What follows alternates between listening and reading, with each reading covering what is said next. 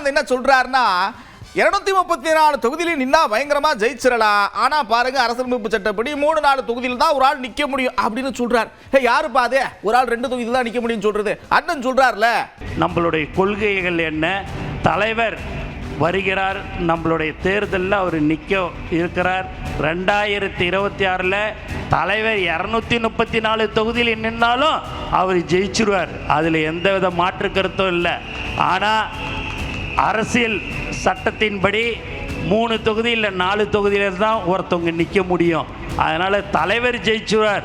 ஆனால் தலைவர் காட்டுற எல்லாரும் ஜெயிச்சாதான் நம்ம தலைவர் முதலமைச்சராக ஆக முடியும். அதை நீங்கள் மனதில் வைத்து கொள்ள வேண்டும். திரும்ப திரும்ப நான் சொல்கிறேன்.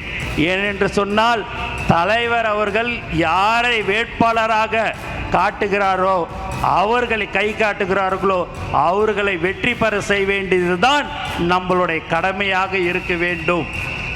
எந்த ஒரு மன கஷ்டமாக இருந்தாலும் அவர்கள் மீது 50 நாள் 60 நாளைக்கு அவங்கக்கிட்ட யாருக்கிட்டையுமே கோவப்பட வேண்டாம்.